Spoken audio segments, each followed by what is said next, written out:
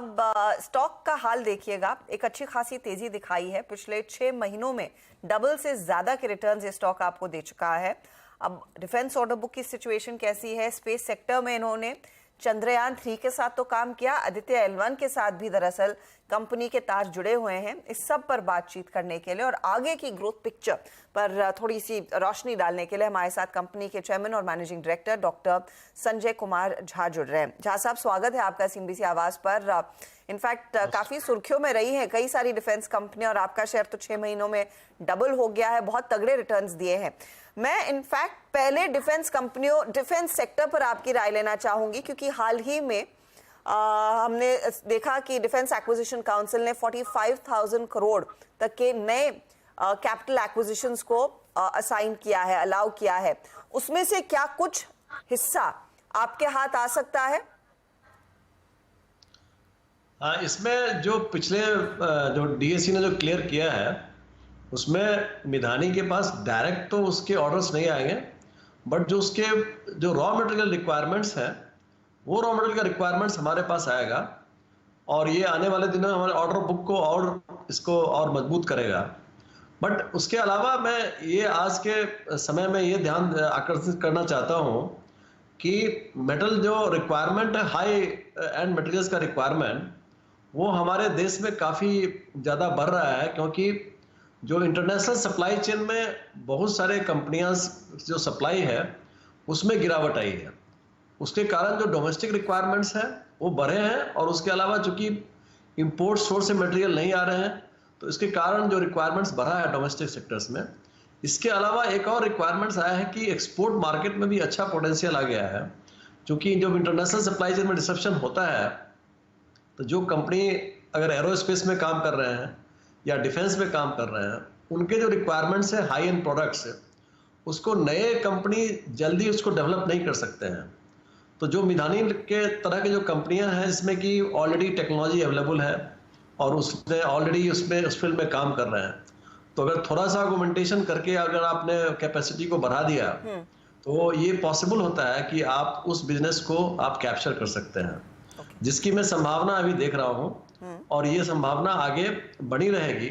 मुझे लगता है कि अगले 2-3 साल तक, क्योंकि जो रिक्वायरमेंट सडनली बढ़ गए हैं, खासकर मैं एरोस्पेस कंपनी की तरफ आपका ध्यान आकर्षित करना चाहता हूँ, इसमें कि बहुत सारे हाई एंड रिक्वायरमेंट्स बढ़े हैं।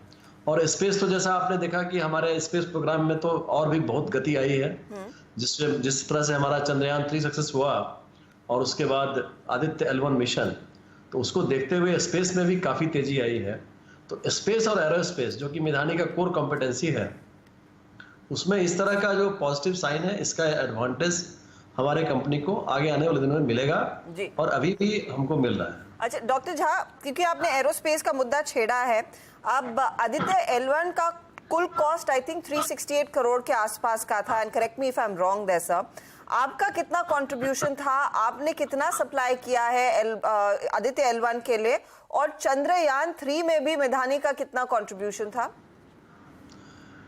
अगर उसको मैं वैल्यू के टर्म में देखूं तो हमारा जिसमें कंट्रीब्यूशन करीब, जितने भी आपने देखे होंगे लॉन्च व्हीकल जो होते हैं, उसमें एक एक लॉन्च व्हीकल में किसी में 60 करोड़, किसी में 70 करोड़, किसी में 80, डिपेंडिंग उसके किस तरह का उसका लॉन्च व्हीकल का कॉन्फ़िगरेशन होता है। बट उससे ज़्यादा इम्पॉर्टेंट ये है कि उसमें आने वाले जितने भी निश मटेरियल्स हैं, जैसे कि अगर आप उसके स्ट्रक्चर को देखें, उसके इंजन्स को देखें, उसमें प्रोपेलेंट टैंक को देखें, इवन जो विक्रम लैंडर का जो लेग्स है उसके जो मटेरियल रिक्वायरमेंट है, इस सब का मटेरियल्स यहाँ से हम लोग सप्लाई करते हैं। तो ये एक बड़ी उपलब्धि है। तो ये कॉस्ट के अलावा इसमें भी हमारी इसका एक बहुत बड़ा, इसमें टेक्नोलॉजी का बहुत बड़ा इसमें योगदान होता है जी। और अभी हम लोग गगनयान के लिए काम कर रहे हैं। संजय जी वाले जी, संजय जी एग्जैक्टली मैं वही पूछा था आपसे कि जो अब हमें 2025 में जो गगनयान की उड़ान तय की गई है, उसके लिए एग्जैक्टली आपको क्या लगता है, कितना ऑर्डर आपको मिलेगा? दूसरी बात सर, उसमें टाइटेनियम सप्लाई बहुत होंगी, उसके लिए आप तैयार हैं क्या? क्योंकि वाकई यूक्रेन रशिया की वॉर के बाद टाइटेनियम सप्लाईज वर्ल्ड वाइड काफ़ी कमज़ोर पड़ी हैं। इस पे आपका प्रोस्पेक्टिव और इस पूरे आई थिंक परियोजना में आपका कितना कंट्रीब्यूशन होगा? गगनयान? गगनयान में जो आने वाले मटेरियल्स हैं उनका ऑलरेडी हमने निर्माण ऑलमोस्ट 90% निर्माण करके और हमने सप्लाई कर दिया है।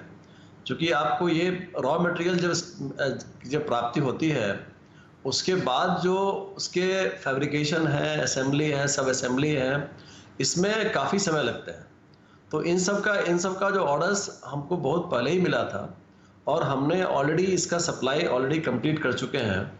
कुछ रिक्वायरमेंट्स हैं जो कि हमारे पास हैं।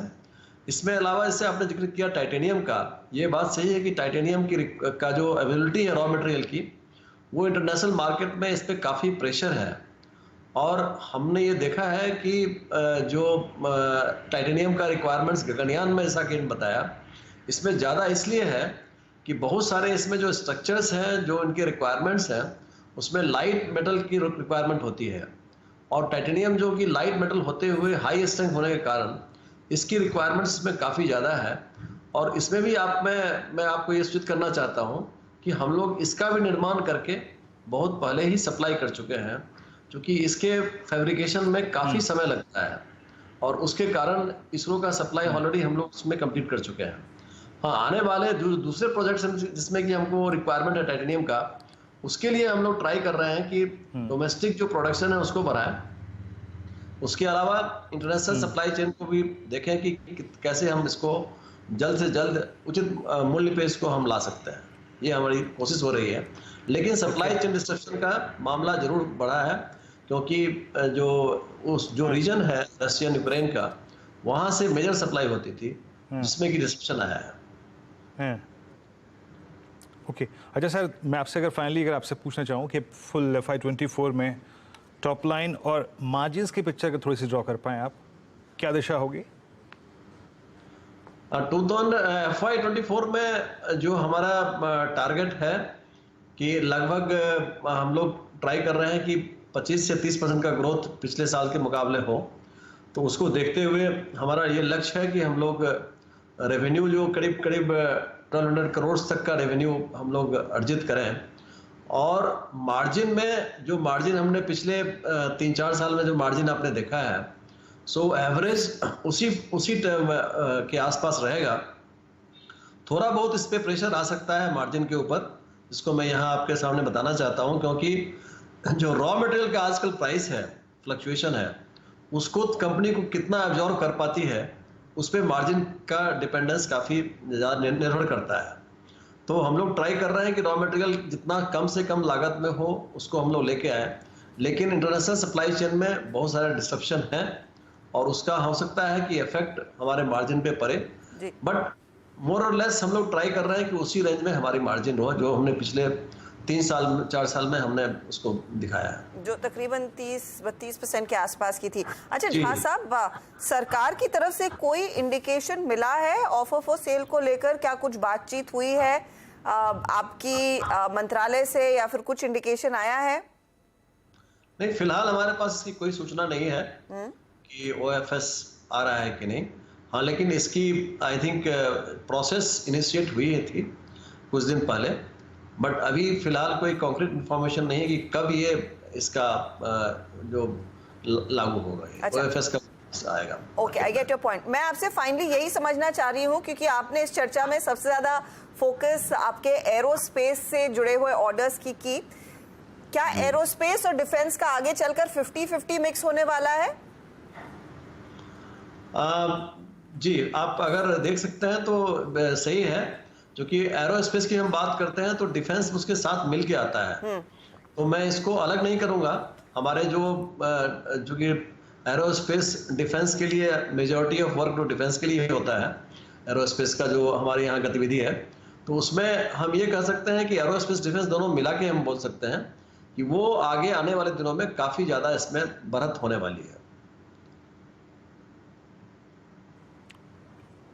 ओके सर, जैसा बहुत बहुत शुक्रिया आप इस कार्यक्रम में शामिल हुए, और चंद्रयान परियोजना में आपका कितना भाग रहा या फिर कितनी सप्लाईज आपने कर दी हैं डिफेंस पे और साथ ही साथ मार्जिन्स पे और रेवेन्यू आउटलुक पे अपने रिव्यू रखे। बहुत बहुत शुक्रिया सर, बहुत बहुत शुक्रिया। धन्यवाद। थोड़ी सी रिकवरी इंडस्ट्रीज में